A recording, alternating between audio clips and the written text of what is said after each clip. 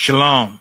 This is to all Israelite groups and all Israelite communities and all breakoffs from One West and breakoffs from breakoffs, no matter what rainbow uniform you wear, red, white, purple and white, all white, it don't matter. You should all treat the ISUPK like your weird, misunderstood Sabbaths. You shouldn't do anything until you counsel with the ISUPK. We'll tell you when and what to eat. We'll tell you who to marry. We'll tell you who to have sex with and how. We'll tell you how to resolve conflicts with your wives. We'll tell you how to resolve conflicts with your kids, your brothers, your sisters, your parents, your friends, everybody.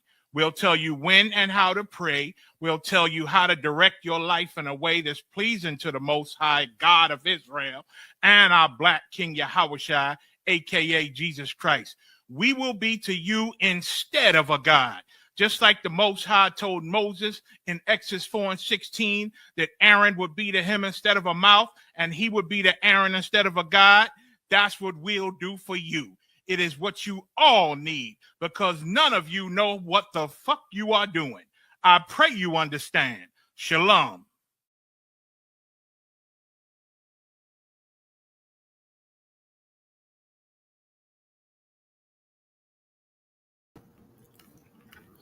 All right, Shalom Israel, Shalom Yahweh Ba'Hashem, Yahweh Shai Barakathum to all the brothers. Shalom Yahweh Shamar Lathan Ba'Hashem Yahweh Shai to all the sisters. We're the Israelite School of Universal Practical Knowledge, started out in 1 West 125th Street, Harlem, New York, under Commanding General Yohana. It's the Friday night Lashawan Qadash class, where, as always, we break down the scriptures from a linguistics perspective, something that your Christian pastors have proven time and time again that they're incapable of doing. You know what I mean? Because they have a totally different agenda than what's in this Bible. You know what I mean? They want to they're too busy trying to make this Bible for everybody and make everything acceptable to the Most High God. They're too busy being afraid of their oppressor to teach the truth about what's actually in these pages. You know what I mean? Too busy trying to justify the diabolical things that they do in them Christian churches to teach you actually, you know what I mean, what you need that's in these scriptures, which is your culture and identity, Black man, Hispanic man, and Native American man. I mean, and your oppressor, your Christian pastors joining themselves to your oppressor and placating to your oppressor and trying to integrate into their society is more important than you getting your culture back. You know what I mean? That's one hell of a price to pay, that they're willing to sacrifice your culture and identity all for a crumb at your oppressor's table. But again, that's the importance of the Bible. This Bible is a history book, and all through history in that Bible, you see brothers and sisters doing just that, where we'll sell our culture, we'll sell our identity, we'll sell our people out just for a little crumb.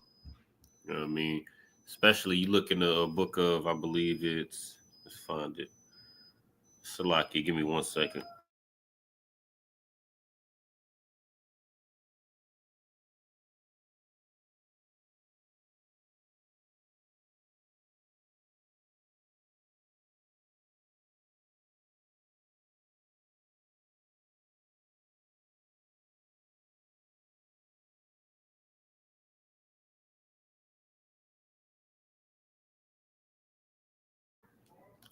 Salaki for that. Bear with me 1 second. I just want to pull this preset.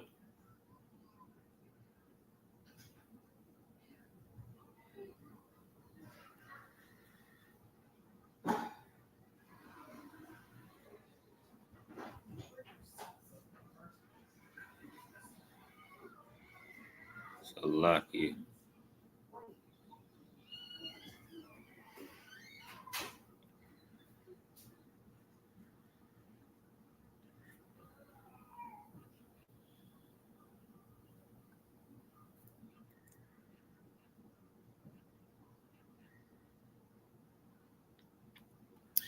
Salaki.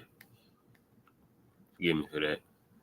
But again, if you look all throughout these scriptures, you know what I mean, you look all throughout our culture, you'll see you'll see all the examples of how our, particularly our elders, you know what I mean, but just, you know what I mean, in general, are the people of that the Lord chose, you know what I mean, on this earth. We time and time again, we went to serve other guys. We went to, you know what I mean, compromise our own culture to join ourselves. Salakia, we compromise our own culture to join ourselves to our oppressor, man. And that's exactly what you're seeing right now with these Christian pastors. You know what I mean, these Christian pastors, not even just Christian pastors. You know what I mean, especially Christian pastors, don't get me wrong.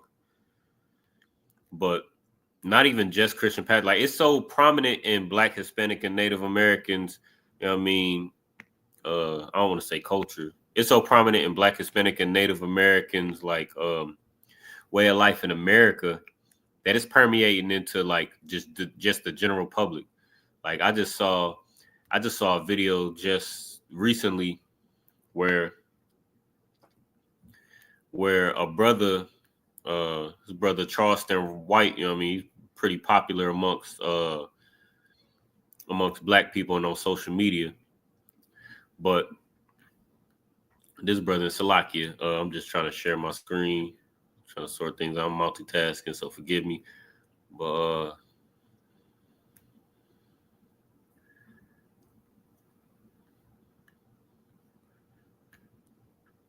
Salakia.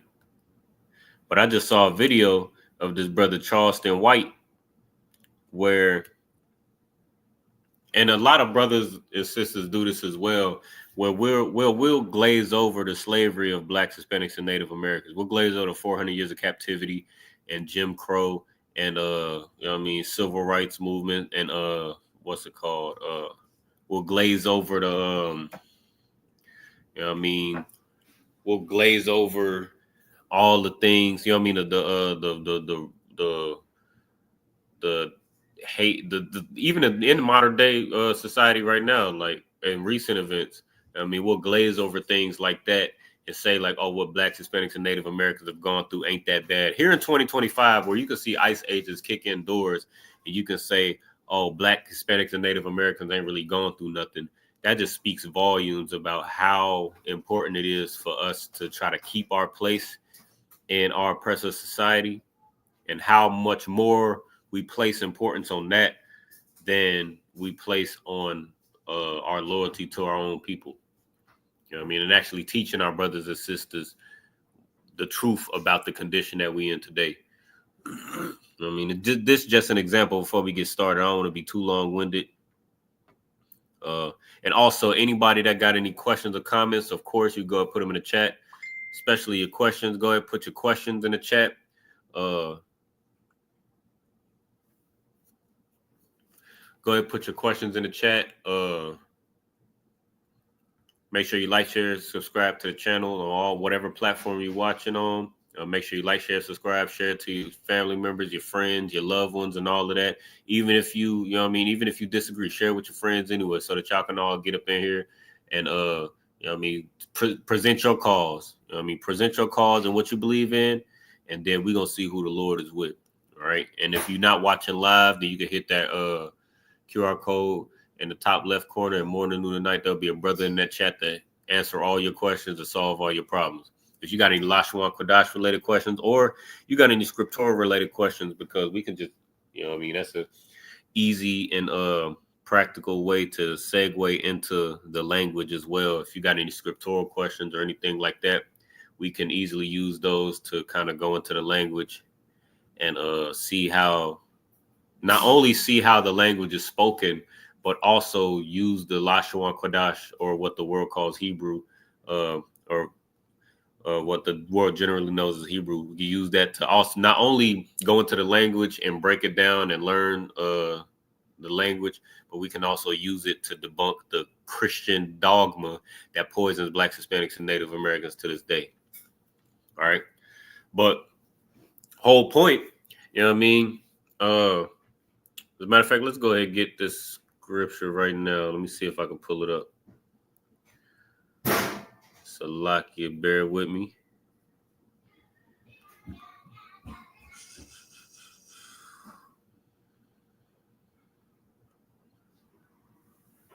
Salakia. Here we go. All right, the book of John, chapter 11, verse 48. If we let him thus alone, or actually, let me go back one verse. All right, the book of John, chapter 11, verse 47. Then gathered the chief priests and Pharisees a council and said, or actually, you know what? Let's just go to the full chapter. John chapter 11 and verse 47 or 40. All right, so just to give a little context, you know what I mean? We're going to get into the language as well. Well, just to give a little context, you know what I mean? Just this will show you exactly why, like, the Bible was written in the Hebrew. The people who were in the Bible, especially in the Old Testament, they spoke Hebrew. They were called the Hebrews. You know what I mean? But you wonder why, even though all of that is common in the Bible, that it's never brought up in the Bible, or it's never brought up in a Christian church, rather, it's because of this concept right here. You know what I mean? And that's why what we do in the ISUPK, you know what I mean, especially Friday night Lashawan Qadash class, Saturday Sabbath service. I mean, that's why it's so important, because we give you what your Christian pastors want. And this is the reason why they won't give it to you right here. All right, let's start at verse 45. Then many of the Jews which came to Mary had seen things which Jesus did, believed on him.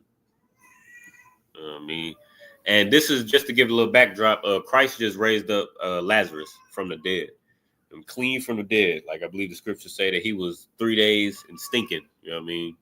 So he was dead. He just raised him from the dead. Then after he did that, many of the Jews which came to Mary had seen the thing which Jesus did, believed on him. So they believed on him. You see a man get raised out of the dead, raised out of his grave, you know what I mean, where he was stinking and decaying for 3 days, and now he's walking, talking, breathing, you know what I mean, like normal. That would tend to, you know what I mean, change the mind of the hardest of hearts. You understand? But verse 46, but some of them went their way to the Pharisees and told them the things Jesus had done. See, this is what you see with like these hard-headed, you know what I mean, these hard-headed brothers and sisters. Like the video I was referring to earlier with Charleston White, he was interviewing with a brother. I'm not sure if it's released yet or if it was just a clip. I haven't been able to find the full interview. But what the brother was talking about was basically, he was basically saying that Black people, Black people, this generation, Black people that post civil rights, post Jim Crow, post civil rights, post slave trade, haven't been through nothing. So that was his whole point. But and a lot of brothers and sisters do that as well, where we'll try to diminish the struggle of Blacks, Hispanics, and Native Americans in this country to try to please our oppressor. You know what I mean? Because they hold the bag. Why? Because they had you in captivity for 400 years. So it just all goes full circle. But we'll rather diminish the struggle and the plight of Blacks, Hispanics, and Native Americans while, again, I can't stress this enough, while they're kicking in doors to this day, will diminish the plights of Blacks, Hispanics, and Native Americans. You know what I mean? Let's go back to it. Salakia. Then verse 47, then gathered the chief priests and the Pharisees a council and said, what do we? For this man do many miracles. Verse 48, if we let him thus alone, all men will believe on him, and the Romans shall come and take away both our place and nation. You know what I mean? So you know what I mean, this is the spirit that your Christian pastors are in, where they would rather see you in turmoil. They'll rather see you, you know what I mean, because without Christ raising up Lazarus, Lazarus would have been in that tomb, you know what I mean, dead, and continue to been dead, continue to been stinking, you know what I mean. All his loved ones would have been there mourning and, you know what I mean, all those different things. And I mean, we would have been able to raise the dead. He would have been able to make the blind see, make the lame walk. He wouldn't have been able to do none of those things. He wouldn't have been able to feed congregations. You know what I mean? He wouldn't have been able to teach blacks, Hispanics, and Native Americans the truth according to the Bible. He wouldn't have been able to do so much if he didn't, you know what I mean, pop out and do what he did. But your Christian pastors, they would rather see you in those, they would rather see you without. You know what I mean? They would rather see you destroyed. They would rather see you in a you know what I mean, in a tough situation.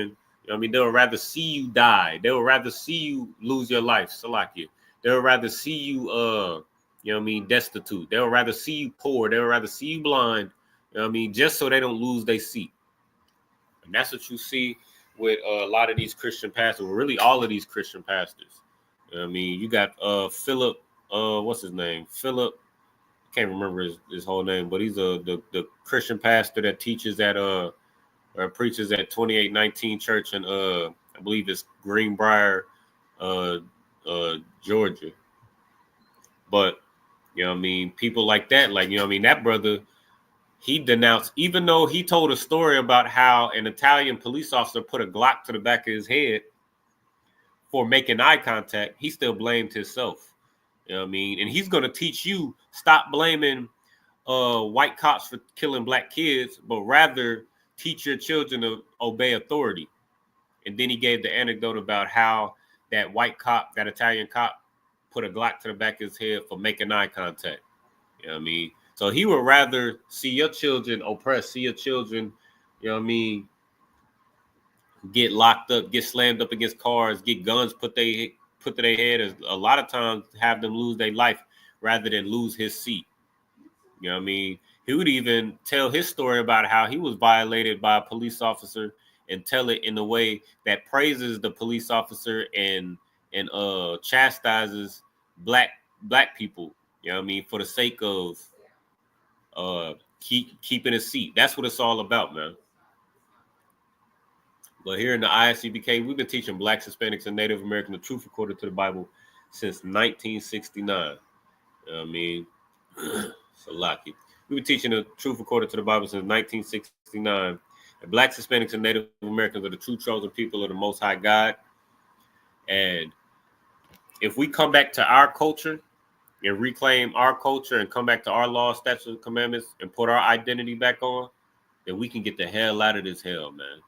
And a huge part of getting your culture back is learning your language. You know what I mean? You can't get your culture back. You can't really truly be in your culture or separate from your oppressor, from your oppressive society and things like that, and still be speaking your oppressor's language. You know what I mean? So with that, we're going to get right into it. Make sure you got your notes out. Make sure you got your notes out from last week.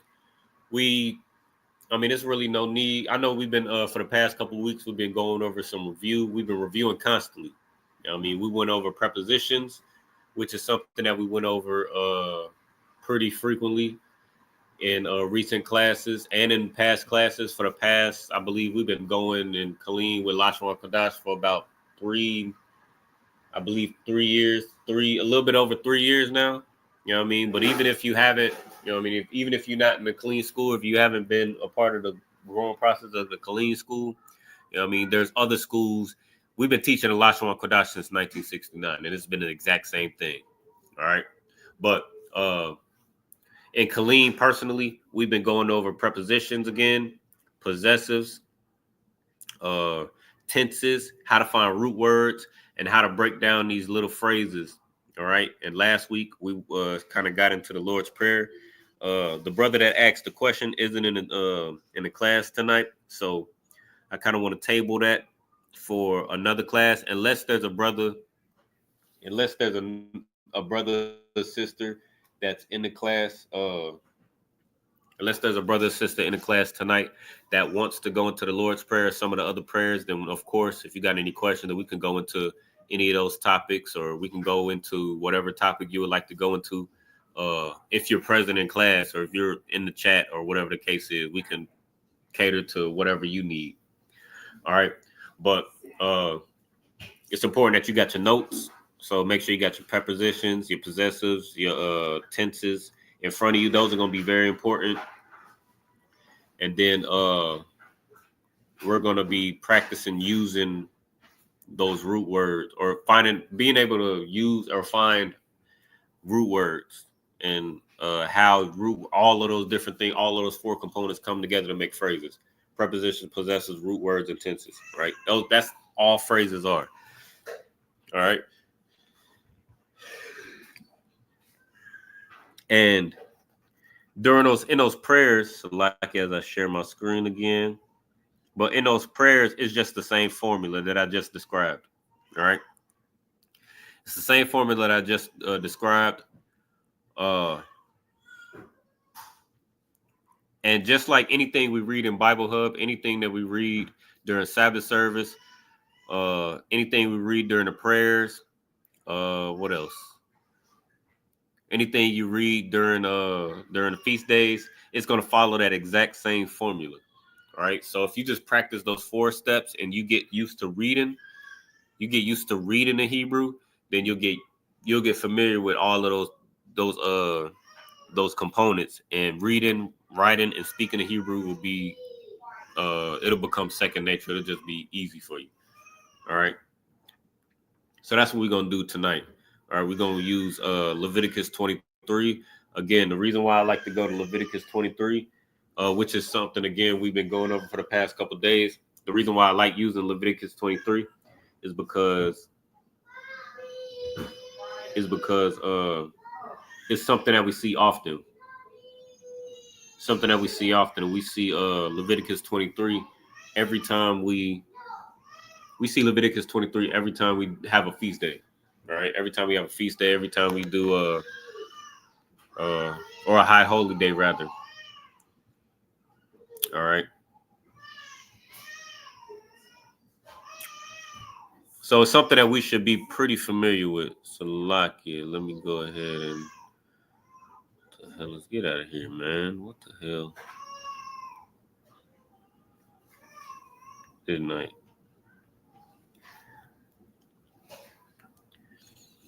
And we gonna read it, like we gonna read it every time we have a feast day. I think excluding 2 of them.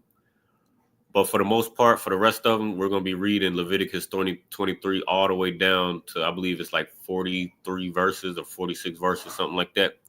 But it's something that we read often. So we should, if you're not familiar with it, then you should make the effort to get familiar with it. You know what I mean? So that's why I personally like going into it, and it's an easy teaching tool. I mean, for brothers who may, I mean, because brothers at different levels, you know what I mean? Some brothers, especially if you're new to it, we get brothers and sisters coming in here new every day. We start with the basics. But if you want to, you know what I mean, once you got the basics and you want to learn how to apply it, you know what I mean, this is an excellent teaching tool to be able to be like, okay, I know my prepositions. I know my possessives.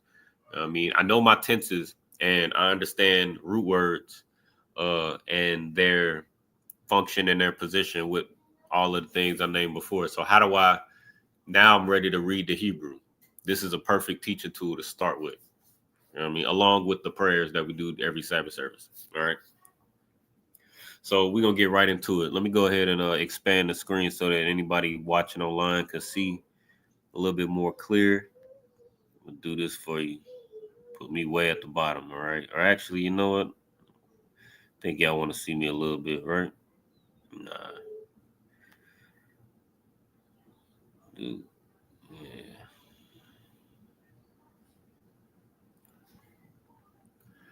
All right.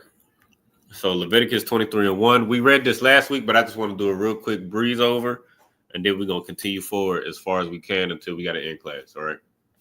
All right. So Wayadabar Yahweh al Mashallah Amar. We talked about that phrase, right? Now, again, like if you just learning those 4 components, that we went over, prepositions, possessives, root word, tenses, you know what I mean? Then these will be like the training wheels. Especially this first phrase, this first sentence rather, or not, sentence. This first verse rather. This would be like training wheels. It'll be like reading in Hebrew, but with training wheels on. And this is perfect. You know what I mean? Because a lot of times, this is what I see often, right? I'll see brothers and sisters, or brothers specifically, where they'll come in here and they'll maybe attend 1 or 2 Lashawan Qadash classes, learn a couple of the basics, and then when it's time to get up on that podium, the next thing that they do is get on a podium and have to read the Lashawan Qadash during Sabbath service. And you never know what book, chapter, and verse you're going to have to jump in, especially if you're new in the development of language along the way, because it does develop a little bit as you read. So you start to see things that you know what I mean, you start to see it as not quite as simple as it's not, you know what I mean, it's not quite as simple as, or it's simple, but it's not, you know what I mean, you start to realize that you need a little bit more. But now you're on a podium, you know what I mean, you got an officer on your right, an officer on your left, you know what I mean, correcting you constantly. You see, you know what I mean, when you feel like you're doing poorly and you on a stage, you know what I mean, minutes could feel like hours. So, and then I see that whole process, and then brothers get discouraged, and then you mess around, never see that brother in Sabbath service again. You'll never see that brother in Lashawan Qadash again, and brothers will avoid the Hebrew like the plague, which is terrible, because that's not what you want to do, because the Hebrew is your language. You know what I mean? So we'll end up avoiding our own language like the plague and then go into something completely different. I mean, but to avoid that, this is a good way to practice the Hebrew with training wheels on. You know what I mean? Once you get on Sabbath service, the training wheel's coming off. But this is just why I like going into this, all right, or into Leviticus 23, all right? So Wayad Debar, and we went over this before, so I'm gonna just go through it a little bit and move on to the next couple verses. All right, so Wayad Debar, Yahweh al Mashallah Amar. The reason why I encourage brothers to practice and study this phrase particularly is because not only for the things that I mentioned just a second ago, just so you can get that training with the training wheels on so you don't get discouraged and quit, but this is also a phrase that you're going to see over and over and over and over again as you learn in the Hebrew, all right? Or as you're reading during Sabbath service, especially. Like, you'll see the same phrase, but the only thing that'll be different is the name. Like in English, it says, and the Most High spoke unto Moses, saying. That's what it says in the English. But this is all over the scriptures. Like, the only thing that'll change is the name of the prophet. So, like, if we're talking about in the days of Abraham, it'll say, and the Most High spoke to Abraham, saying. So it's instead of Wayad Debar Yahweh al Mashah la Amor, it'll say Wayad Debar Yahweh al Abaram or Abraham la Amor, or Wayad Debar Yahweh al Shara la Amor, and the Lord spake unto Sarah, saying, or Wayad Debar Yahweh al Hagar la Amor, and the Lord spoke unto Hagar, saying, you know what I mean? You could fill in the blank with any prophet or any brother or any sister that the Most High ever spoke to, and you'll see this phrase over and over. So anytime, if you get used to it, you'll be able to plug in whatever prophet is there or whatever person the Most High is speaking to. All right. All right, so we're going to go to the next one. All right, and I know this is probably for brothers, especially for brothers and sisters that's been consistent. I mean, first I want to say Tawada to y'all brothers and sisters who've been consistent for the past couple weeks. I know that this is a review. I know this is just another review. This we've been going over for the I kind of reviewed on it for the this is about probably the third time we're reviewing these first couple verses. All right, so I'm gonna try to make it to the point, you know what I mean? But the water again for enduring and being patient, all right, and being brotherly, because there's brothers and sisters out there who may not be up to speed like you are, all right.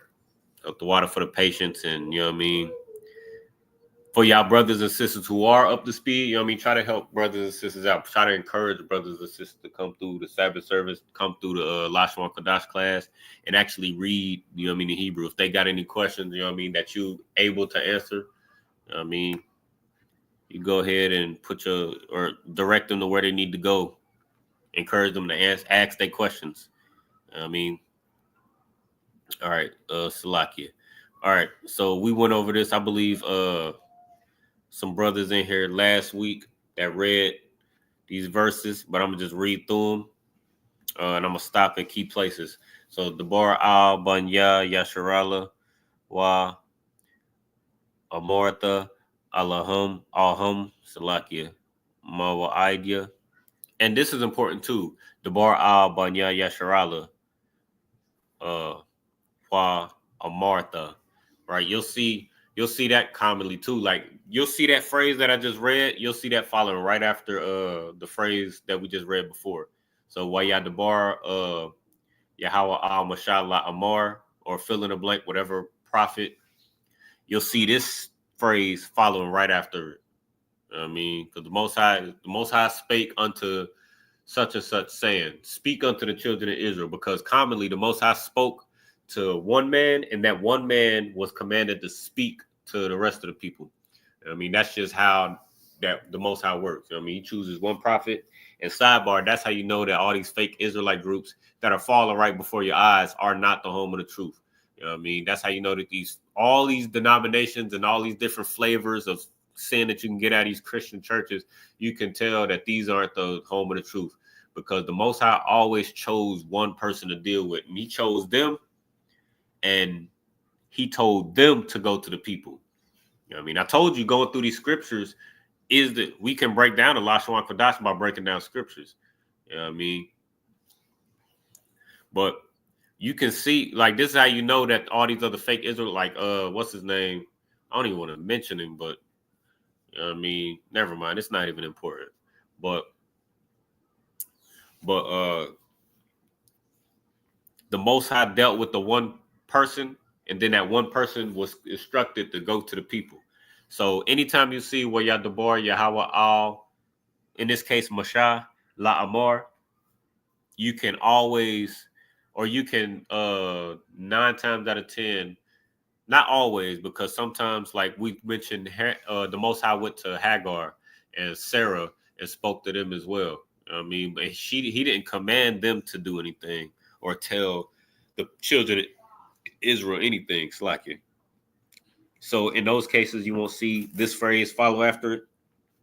But this is another important phrase that I would encourage brothers and sisters to make an effort to, you know what I mean, make an effort to just understand. All right. So Debar al Banya Yasharala, speak to the sons of Israel. All right. We broke down the nuances of all the different characters and they function and all of that and all this phrase. So I'm not gonna go through the specifics, because again, this is now the third time we're breaking down this same verse. I'm just going over a little review just to show you, you know what I mean, just to catch brothers and sisters up who might have missed anything. But if you got any questions or comments or anything like that, you can always leave them. And then if you need me to stop and break anything down a little bit further, then I'll happily will. I happily will. And but you would just have to let me know. Otherwise, I'm gonna just assume that you were here last class and you got everything that you need. So like as I share the class. But otherwise, if you don't mention anything in the chat or anything like that, then I'm gonna just assume that you got everything that you need. All right. And that you were here and that you understood, that you understand.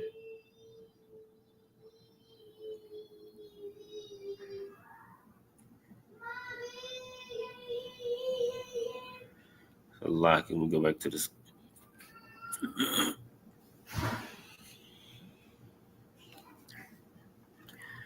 But that's just the assumption I'm gonna make. If you otherwise, you know what I mean, I'm gonna just assume that you got everything that you need. All right.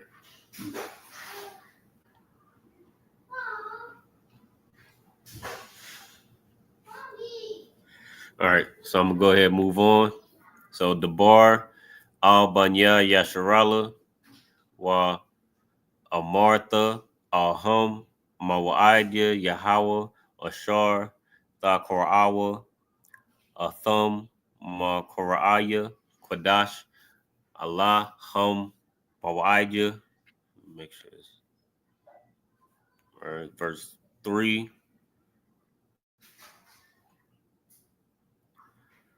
Salaki. And that phrase right there, just to recap, that phrase that verse that we just read, it had a lot of yas at the end. I know if you got your preposition or you got your possessives on hand in your notes, I mean you already know that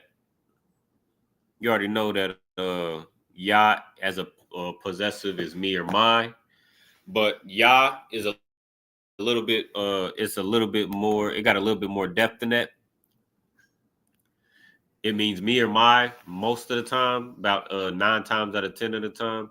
But then also it can be used as just a buffer between a root word and a possessive, or a root word and a possessive. Or it can just be used to, like, if you just see a ya at the end of a word and it just stands alone, it could mean me or my, or it could just be used to show possession, right? Like what we read earlier, Debar al Banya Yasharala. So Debar means speak, al means to, Banya means son.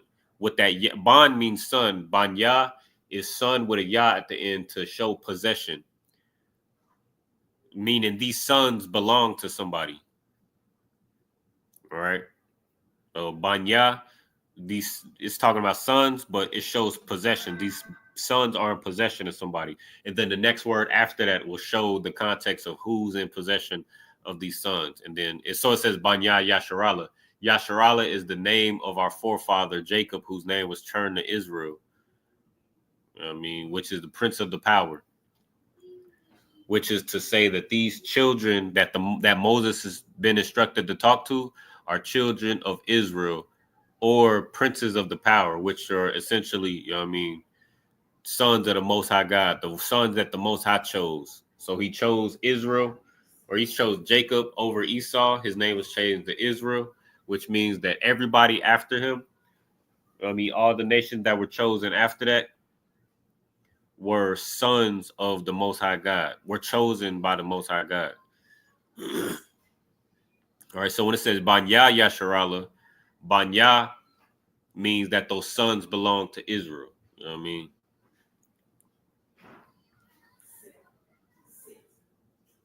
And that also shows, just to just to give another nuance. Again, you go into the scriptures, the Hebrew will help you understand the scriptures. But that also shows you that, like, when the Most High is dealing with a prophet and a prophet is dealing with a congregation, he's dealing with the men, which shows you the hierarchy. You know what I mean? So like the English, for example, it says, speak unto the children of Israel. Now, children, you would just read and see and think that it will be unisex, right? But you read in the Hebrew and it says Banya. Ban means sons, right? Which means when the Most High is dealing with a nation of people, he deals with the men first. He deals with the men, and the men deal with the rest of the congregation. You know what I mean? So that just shows you the Hebrew shows you the spirit of the Bible, the spirit of the Most High. You know what I mean? And then you also, because of course I can hear Christians screaming from the back. You know what I mean? What about when the Most High was dealing with women? You know what I mean? What about the women in the Bible? What about the book of Ruth? What about the book of Judith? What about the, Esther? You know what I mean? Well, what you'll notice about all those sisters is none of those sisters usurped authority over their husband or over their, guardian, like Esther. Not only did she have her uncle, who was raising her, that she followed every instruction that he gave her, but You know what I mean? She didn't usurp authority over what was his name? I can't remember the ruler's name at that time. But she didn't usurp authority over him either. You know what I mean? And he was a heathen. You know what I mean? He was a heathen that had gotten counsel from Haman to take the life of all of her family. And she still didn't usurp authority over that man, you know what I mean, who was the king. You know what I mean? She was I believe she was the queen. She was, you know what I mean, she was the king's you know what I mean, she was in the king's house. But she didn't usurp authority. You know what I mean, now you think back at sisters, or even, you know what I mean, you look at that story of Esther. You know what I mean, you look at the story of Esther, look at Vashti and how Esther even got in that position in the first place. She got in that position because another sister usurped authority over that same man, her husband, and got, you know what I mean, put out the house. I mean, but you know what I mean, we look at it from a royal perspective, or you look at it from a perspective of your own home. You know what I mean, sisters that usurped authority for less. You know what I mean, you might want you know what I mean, you might want to get pizza for dinner tonight. You want to order pizza for dinner tonight, and she want Chick-fil-A. So she gonna be upside your head and yelling at you over that. You know what I mean? Sisters be usurping authority for less. You know what I mean? But that's the importance of going into this Bible, and especially going into the language, because you can see even just through the language. You know what I mean? Just by reading the language, you'll actually see the spirit of the Bible, the spirit of the Most High, and you'll see our culture and how we move. You know what I mean? And you'll start to see like how things was better for us. Like we didn't suffer under these curses. We wasn't ever under any other nation unless we was out of order. You know what I mean? You read Judas, the 5th chapter, and it'll explain all of that. But that's how important reading the language is. You know what I mean? It'll give you that whole spirit of, without even, you know what I mean? It tells a story without even telling a story. Like we just read in the English, it says, and the Lord spake unto Moses, saying, speak unto the children of Israel. We just read that phrase, and it just opened the doors, you know what I mean, to so many different stories and so many different, it just opened the door to go into different examples of the spirit of the Bible, the spirit of the Most High, you know what I mean, and how he moves and how our culture works and things like that, just from reading those 2 phrases in the Hebrew. You know what I mean, so that's how important the Hebrew is, and that's how, you know what I mean, no question. Like I know brothers, you know what I mean, I know this Lashawan Qadash class, and brothers want to try to ask questions that are on topic with the Lashawan Qadash. But if you got a question that's related to like just scriptural, you can ask that question as well, because all of it ties together. I mean, and that was just the example. We just read that. We just read that little phrase. Like that was just a verse and a half, not even a half. It was a verse and a third, or verse and a quarter. You know what I mean? A verse and some change. And it opened the spirit of the whole Bible. And if you didn't know, you know what I mean, you coming fresh out the Christian church, you just learned a lot about how the Lord works versus how you're taught how the Lord works in that Christian church. All right, it's like it. We're gonna get back on topic. We're gonna try to stay on topic. All right. All right, so we're gonna read verse 3.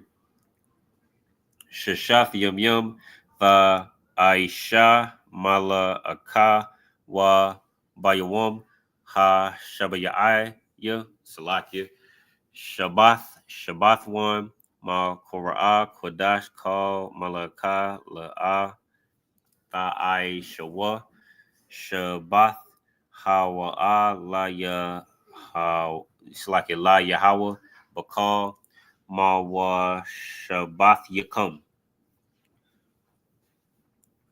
All right. Let me see if there's anything I want to go into. So last week, I believe last week we went over numbers. All right.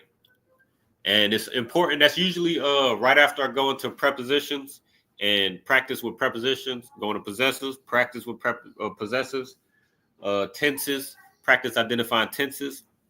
You know what I mean? My next lesson, usually I like to go into numbers, because trying to read and write Hebrew and speak Hebrew, or especially reading. When you're reading the Hebrew in the Bible, you're gonna see a lot of numbers. Like you want to focus on things that's gonna be common. Like you go into Spanish class, they're gonna start with the basics. You know what I mean? How to you know what I mean, conjugate verbs. If I remember correctly, you know what I mean, they'll try to teach you how to conjugate verbs, how to, you know what I mean, things like that. The different parts of speech, like they'll teach you the bases, the building blocks of the language. And then once you have the building blocks of the language, even in English, once you got the building blocks of the language, then they'll teach you common words. You know what I mean? Even in English, I'll leave it on English. You know what I mean? First word you learn is cat, dog, mom, dad. You know what I mean? Just simple words that you use and see all the time. You know what I mean? You look at a children's toy, like a speak and spell. I know that's, you know what I mean, that's a little older toy for my younger brothers and younger sisters. But, you know what I mean, you look at them older toys, the speak and spell, and you know what I mean, it'll be A is for apple, B is for ball, C is for cat, D is for dog, E is for egg. You know what I mean? It'll be simple words.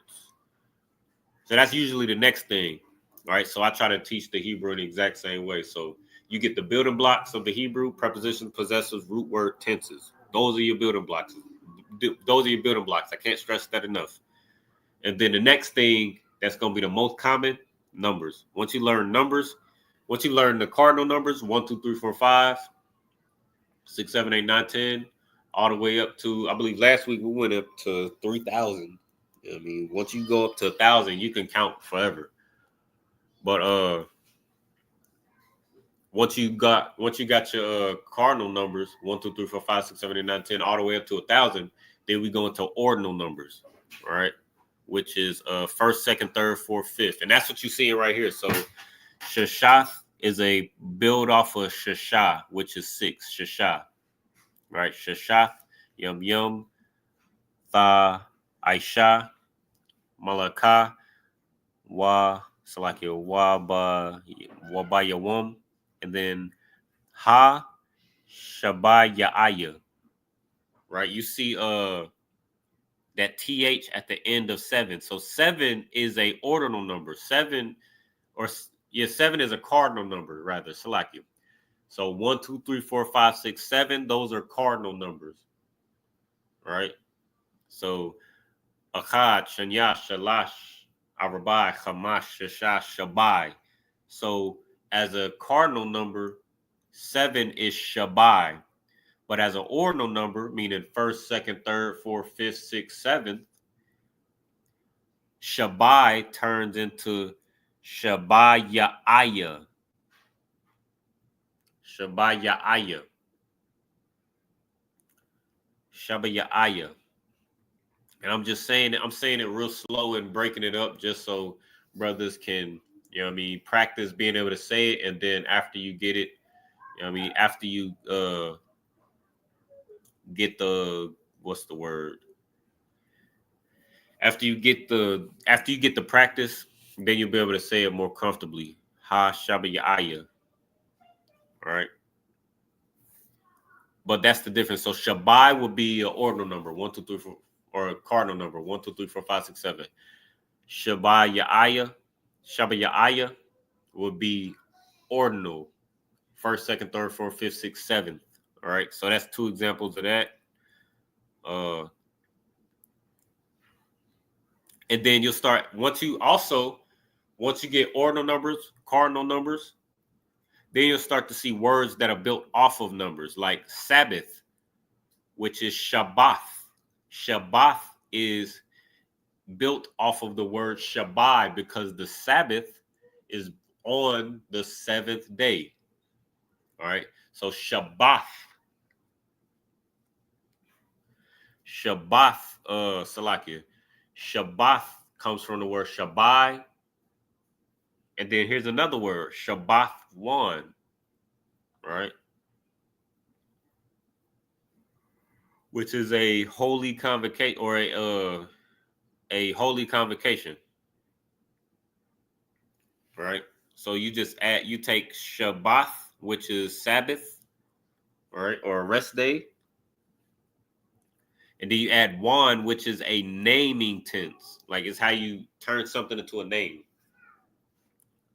All right. Or a proper noun if you want to relate it to English. All right. So you just add that tense. Now you see how, you know what I mean, speaking of Hebrew, it uses these building blocks. That's why I start with, like I keep on reiterating, preposition, possessors, root word, tenses. And then I'll go into a topic like numbers. And then you'll start to see how all of those things come together and become building blocks for speech, for communication, for language. You know what I mean? And you're seeing it right now in Leviticus 23. All right.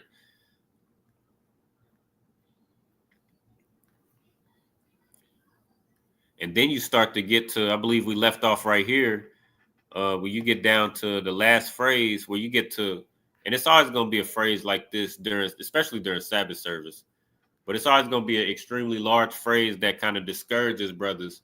But again, if you know those building blocks, then you can just break it up and be able to speak it fluently. So this phrase right here, Mawa Shabbath, it's like your Mawa Shabbath Yakum. All right. So Mawa Shabbath. So Shabbath is the root word. The Slakia. Shabbath is the root word, right? Slakia, bear with me 1 second. Shabbath is the root word. Ma Shabbath means to dwell or to rest.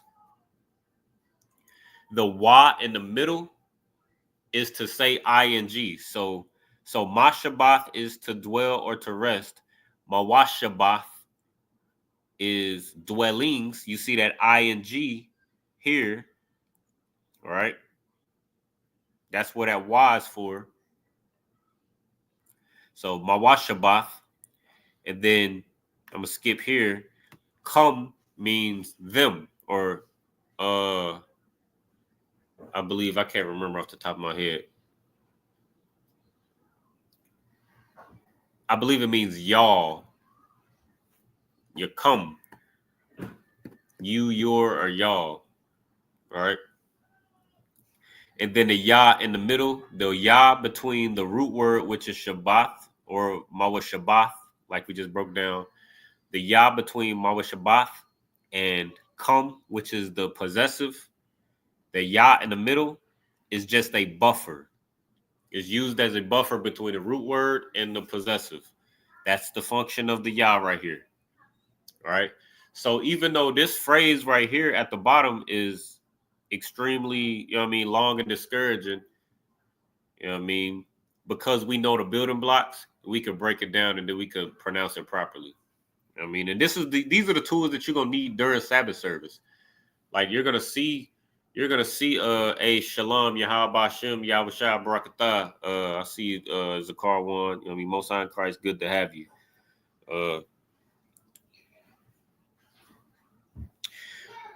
But if you got any questions, you got any Lashawan Qadash related questions or any scriptural related questions, Zakar one, you go put them in the chat. I was just talking about earlier. You know what I mean? I don't know how long you've been in attendance, but I was talking about earlier. You can ask scriptural related questions. They don't have to necessarily pertain to the Lashawan Qadash, because once we go into the scriptures, it'll break down the language. Like it'll be a teaching tool to go into the language, and it'll open up the doors to be able to point out how our culture is, you know what I mean, how we do things in our culture, or how, you know what I mean, it'll just open the doors for things like that. So if you got a question that's related to it, it's not necessarily on topic with Lashawan Qadash, you know what I mean, yourself and anybody else, you know what I mean, y'all feel free to ask y'all questions, all right? I'm gonna try to keep a close eye on the chat as I'm reading this. But yeah, if you got those building blocks that we was just mentioning before, then you could really read anything. You could really read anything. I done seen brothers, you know what I mean, 3 days old in the truth, and they come to Lashawan Qadash class one day, and then the next day they in Sabbath service and they're reading the Hebrew. I mean, the brothers in Killeen, you know what I mean, I've seen brothers in Killeen with my own eyes, you know what I mean. Of course, you know what I mean, not to take away from other brothers in other zones, but because they're in my zone and I see them so closely, You know what I mean? I had the privilege to see it with my own eyes. You know what I mean? I'm sure other brothers can attest to it in different zones. But you know what I mean, I've seen brothers like Aitas Agabar, he usually joins me every Friday. Yawa Ash, you know what I mean? He strong priest, you know what I mean? And Killeen, he usually joins a little bit later, but he usually pops through as well. But these brothers is two good examples. When they first came in, they would be in Lashawan Qadash class for the first time. I mean, spend maybe 1 or 2 days in Lashawan Qadash class and on Friday night, and then Saturday afternoon, they in Sabbath service reading the Hebrew. Like they've been here for months, years. You know what I mean? And that just comes from the building blocks. So that's for brothers, all the brothers out there that's still discouraged by the Hebrew, still ducking it. You know what I mean? All you need is the building blocks. The reason why you're not comfortable, if you are ducking the Hebrew, if you scared of the Hebrew for whatever reason, it's because you don't have the building blocks. So that's all you need. You just need to get the basic foundational steps of reading the Hebrew. All right. All right, so we're gonna go ahead and go to verse 4. All right. Let me see. I can't remember if we went over this last week. So Leviticus 23 and verse 4. Allah mawa'idya Yahweh ma kora'aya Qadash Ashar ba kora'ah wa atham ba ma kora'ah Salaki. Ba ma Salaki. It keep moving back and forth. Salaki. I don't know if y'all can see that online. It keep moving back and forth. Let me give it a second to act like it got some damn sense. Good night. Ba ma wa idam. All right. All right. So I don't think we went over this, so I'll go ahead and break it down. But all of these, and again, this is also another reason why it's good to read Leviticus 23. How do you form a sentence in Hebrew? I'm assuming when you say in Hebrew, you're talking about the language. How do you form a sentence in Hebrew? But this is actually that's actually an excellent question. That's actually what we're going through right now, reading Leviticus 23. Just so you see how sentences are formed. There's a couple different ways to do it. There's a couple different ways to form sentences. And it's just like, okay, before you let me say it like this. When we read before we go into how to form sentences in Hebrew, think about how you form sentences in English. And it's the exact same way. Like, I don't know if Zakarwan, are you from Dallas? Where are you from? Me personally, I live in Killeen, but I'm not from Killeen. I'm from Cincinnati, Ohio. And brothers got a different lingo, a different it's different slang in different places. You know what I mean? You go to Georgia, they speak a little different. You go to Houston, you know what I mean? Brothers in Houston speak a little different than brothers in Dallas, even though it's the same state. Brothers just speak different. You know what I mean? So when you there's a couple different ways to form sentences. Okay, you from Dallas, Most High in Christ. But you understand the point though. Brothers from different cities and different states, they speak different. You know what I mean? So there's several different ways to form sentences in Hebrew. That's the first thing. So if you want to know the most common or if you want to know the most common or what's been used in the past, then you'll just have to read how sentences are formed, which is what we're doing now in reading Leviticus 23. Like I'm gonna read a little bit of it right now. Let me actually go to it in English so I can keep up. Leviticus 23, and bear with me, Salakia. I'm gonna try to answer your question succinct. 23 and 4. So these are the feasts of the Lord, even holy convocations, which ye shall proclaim in their seasons. Like even this, like we reading it in English, but language changes so much. Like these are the feasts of the Lord, even holy convocations, which ye shall proclaim. So we don't speak like that no more. We don't say ye, which ye shall proclaim. We don't say that. We don't say which ye shall. But that's how we spoke back then. You know what I mean? Or in 1611, that's how we spoke in that region in England or in Europe. You know what I mean? When King James, who of course we know is a black man, authorized the translation of the King James Bible that we know today. But that's just how they spoke in that region, in that time period. So the way you form sentences can change over time. But to understand, since we learned in this language, it's best to just start with the past and how we did things in the past, how it developed. And that's what we're doing right now. So so in the English, says these are the feasts of the Lord, even holy convocations, which ye shall proclaim in their seasons. Now I'm gonna read it in English. So Allah, Mawa'idya, Yahweh, Makora'aya, Qadash, Ashar, Tha Kora'awa, Athum, Ba. Good night. It's moving back and forth again. Ba Mawa'idum. Salakia. All right, so I'm gonna translate it word for word from Hebrew to English. All right, so Allah means these, Mawa'idya, my feast, these my feast, Yahweh, Makwadash, it's like a Makwara'aya, my convocations, holy. So the first sentence or the first part of this phrase is already like unfamiliar to how we speak English. So these my feast, Yahweh, convocation or holy, right? So it's already you know what I mean, it's already very different than how we speak English. So the first thing when you form a sentence is just keep it simple. As long as you just say what you gotta say. You know what I mean? Just like in English. You know what I mean? You speak the Hebrew, how you speak English, then black people will understand it. You know what I mean? Especially if you understand and you diligent in the Hebrew.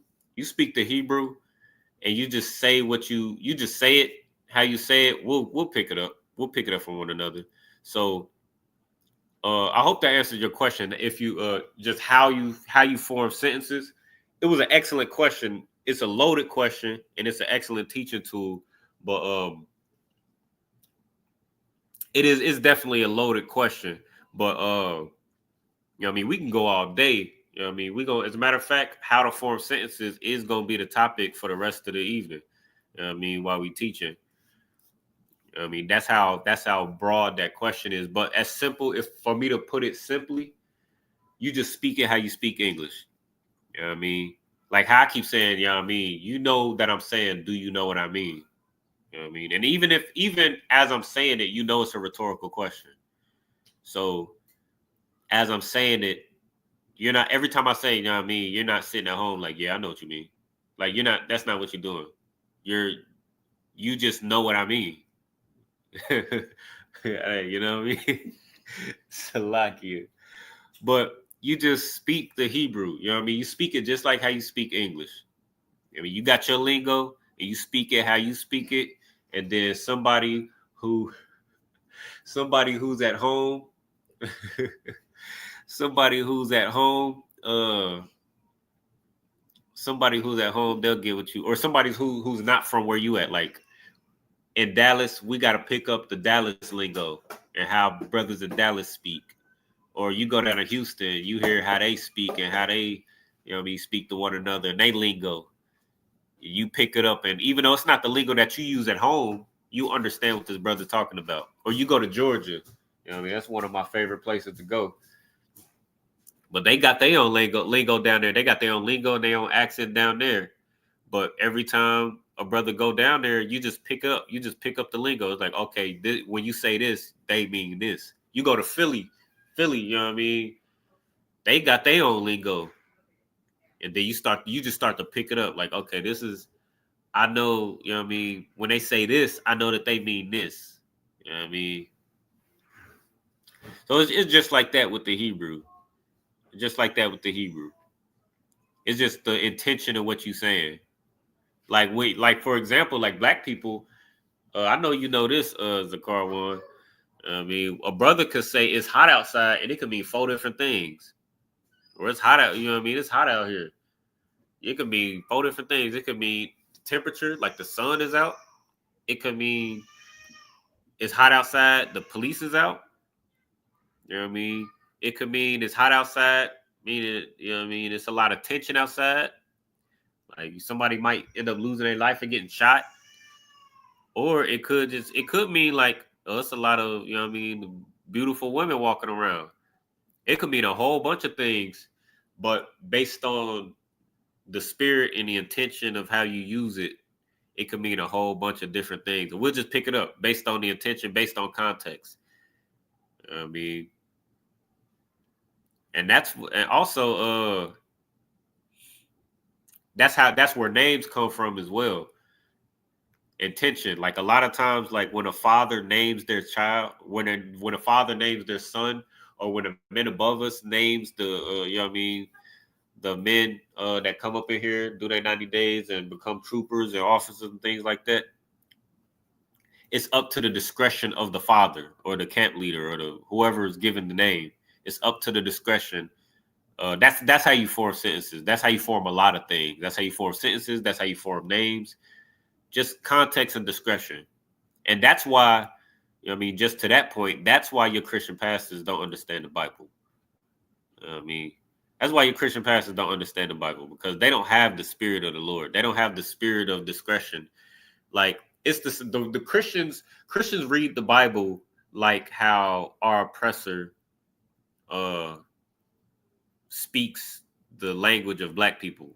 Like when they try to speak slang, the Christians understand the Bible like how our oppressor understands slang. Like, I'll use the hot example. You know what I mean? When we say it's hot outside, it could mean any of those things. And I can tell you right now, you know what I mean? Like, I'll tell you right now, I don't know if you're going to go to camp tomorrow, but when I see you in camp at Dallas, it's going to be hot. That could mean a whole bunch of stuff. It's going to be hot, you know what I mean, spiritually, and it's going to be hot physically. I can guarantee you that. You know what I mean? But it's going to be hot, and it might be some police activity. You know what I mean? It's for sure. You know how it is in Dallas. You know, it's going to be some police activity. So it's going to be hot physically. It's going to be hot spiritually, where, you know, you could always lose your life at camp. You know what I mean? It's always going to be hot at camp. And the police is going to be out. So it's going to be hot. You know what I mean? We definitely understand. So I could say all 3 of those things in 3 different ways, in 3 different instances at camp, and you're going to understand each one.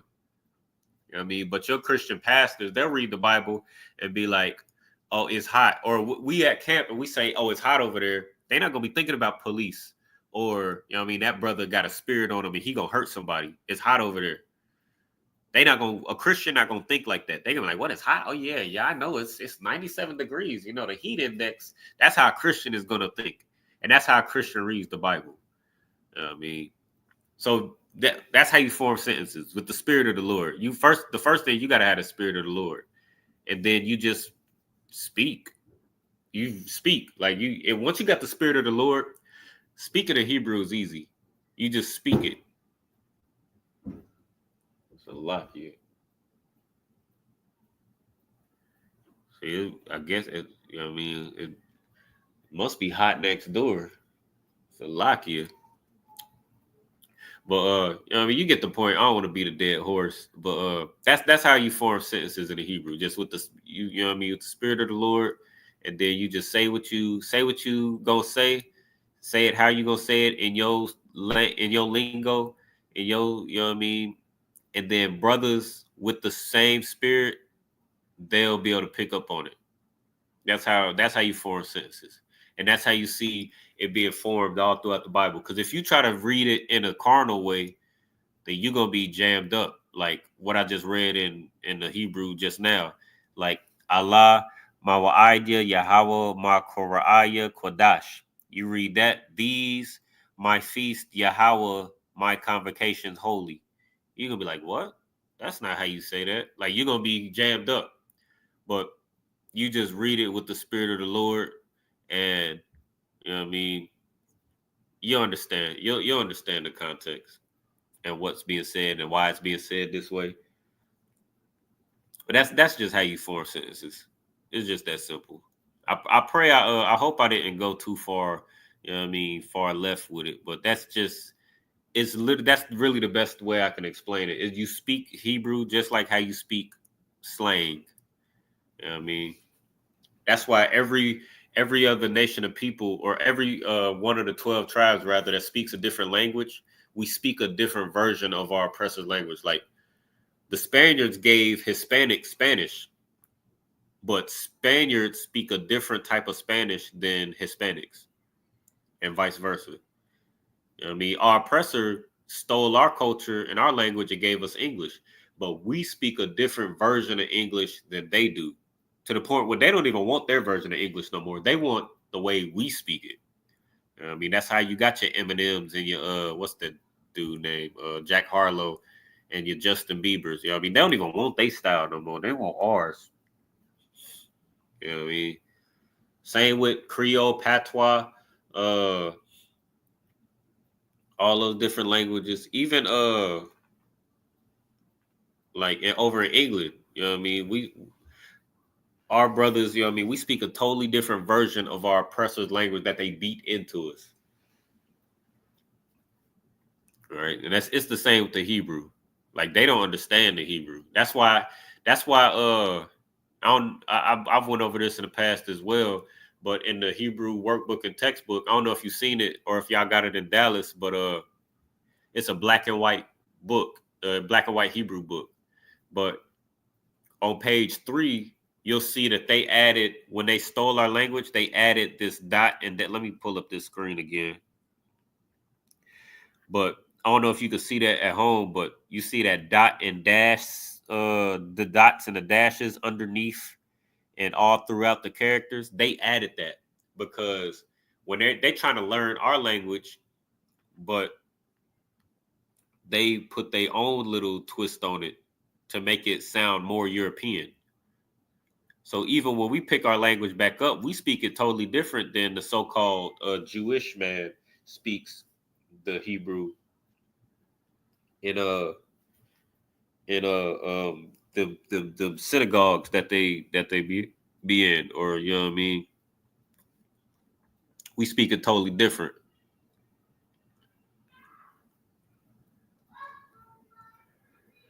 Let's see how much we could get into.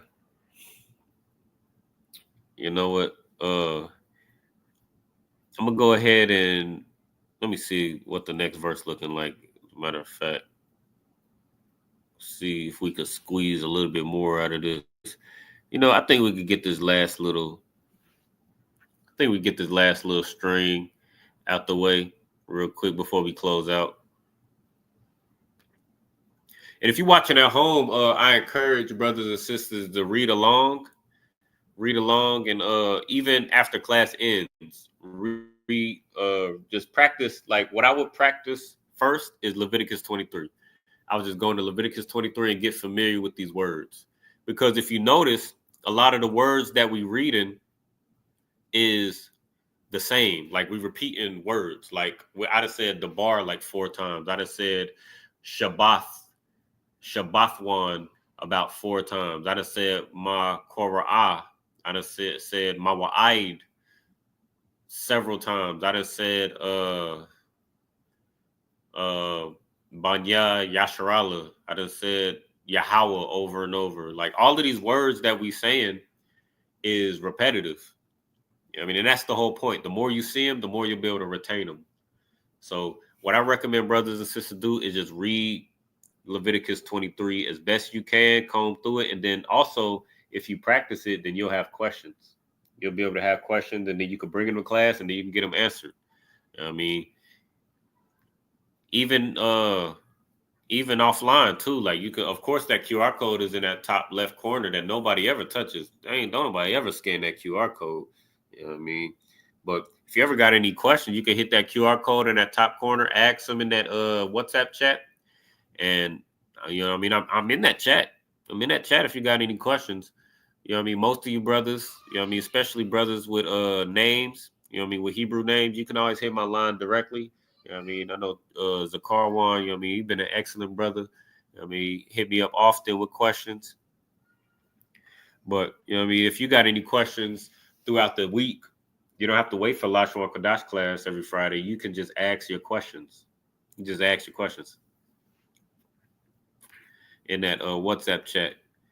But you hit Leviticus 23 and read it through, you'll start to see these sight words. You'll start to see these repetitive words. They'll become memory, and you'll be able to recognize them when you see them again. And then if you got any questions, you can just bring them to class. All right, so let's go ahead and go through this real quick. I see a lot of, you know what I mean? I see a lot of things we already went over that you should already be able to identify, but I'm going to read it, all right? And then I'm going to break it down, all right? Ba'chadash ha-ra'ashwan ba'arabah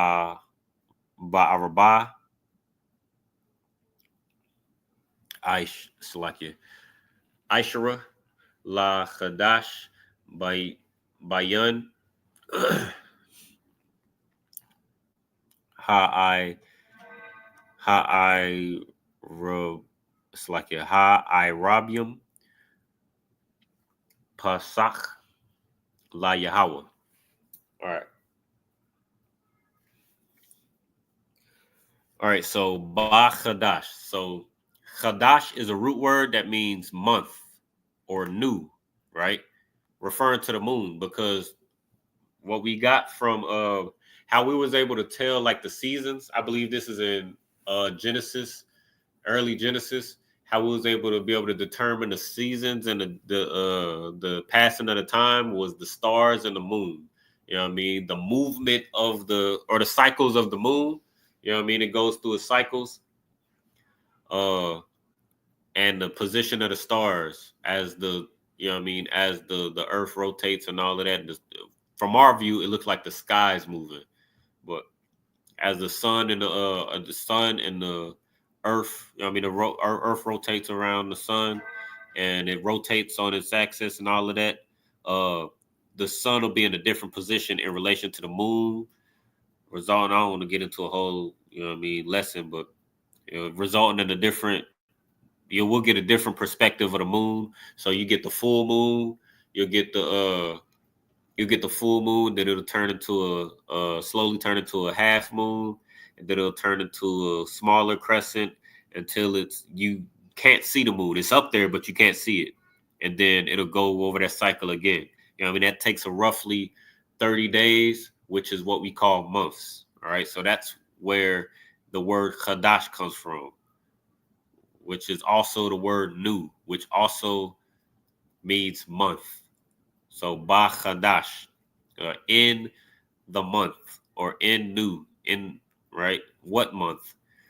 Ha Ra'ashwan, the, ha meaning the, Ra'ashwan means first. That's another ordinal number. First, second, third, fourth, fifth. If you want to say first. So I think last week we talked about the formula. We'll go into it I think next week when brothers pop in here. But we talked about a little formula. Some of them don't quite follow the formula. Like this one doesn't follow the formula. All right. So one is Achad. First is Ra'ashwan, right? Or beginning. Ra'ash, or it's like Ra'ash Yath means beginning. Ra'ash means head. Wan is a naming or a proper noun tense. So the head of the months or the first month, Ra'ashwan, Ha Ra'ashwan. So Bakadash, Ha Ra'ashwan on the first month. All right. So and just to go back to how to form sentences, what I said literally in the Hebrew was in month the first. In month the first. Right. That would be the literal translation, but you know what I mean? Because I know what's being conveyed. I know that this is saying in the first month. All right. And that's how that sentence is formed. By our bio, right? In the four, right?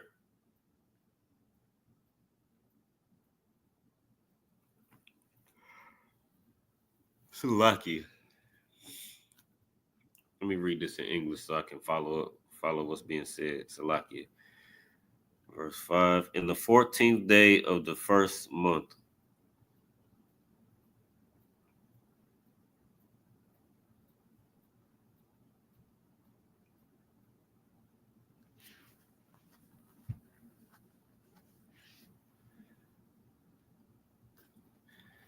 All right. So by our Salakia, by our baya Ishara. All right. So 4 and 10. So Ishara is 10, our by is 4. All right. La Qadash, 2 month. All right. So the 4 and 10th to the month. So this is referring to a passing of time. So in the 4, it's basically just saying on the 4 and 10th of the month, right? On the first month and on the 4 and 10th day of the month. Bayan at ha Irab yum. Irab means is the root word in the middle.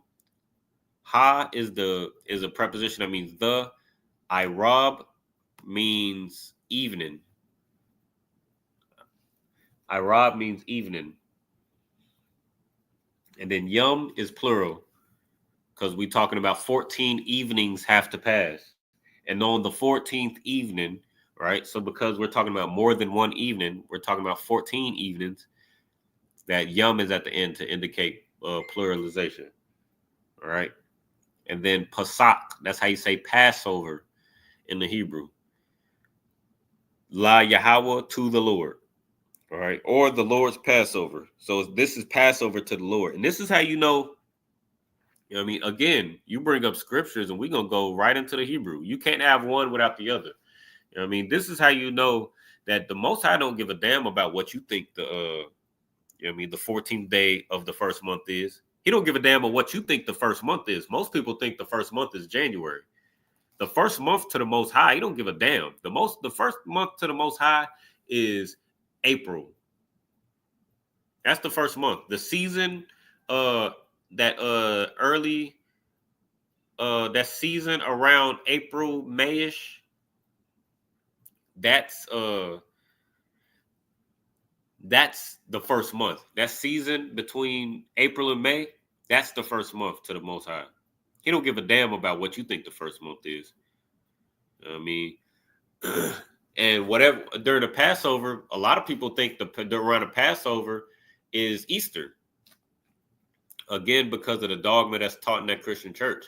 But again, the Most High don't care because it says right here, Pasach la Yahweh. You said, I don't give a damn you think this is Easter. I don't give a damn that you think that this is, what is it, January, February, March, April. I don't give a damn that you think this is the 4th month. To the Most High, or this is the Passover to the Most High. Pashat la Yahweh. Pashat meaning Passover. La Yahweh, to the Most High. This is the Passover to the Most High, man. And that's why he hates your feast days. They don't, because you making it up. I almost said something. You making it up as you go. Khan, what Zakar once said, absolutely correct, man. And that season is the month of the past. It's the month of the Passover. It's the season around the Passover. And that's the Passover to the Lord. You know what I mean? Who created all things. Who the hell are you to tell him, no, it's not the Passover. This is Easter. Oh, this is what it means to me. I know the Most High said that this is the day that you should keep holy and this, that, and the third. But this is what it means to me. Who the hell are you? To the Most High, this is the Passover. And because the Most High said that this is the Passover on the 14th day of the first month, then to me it's the Passover on the 14th day of the first month. To hell with Easter. You know what I mean?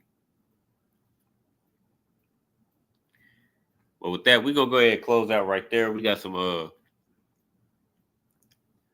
gonna go ahead and close out right there. Make sure you like, share, subscribe to the channel. You know what I mean? The water to all y'all brothers and sisters that was able to endure with us tonight.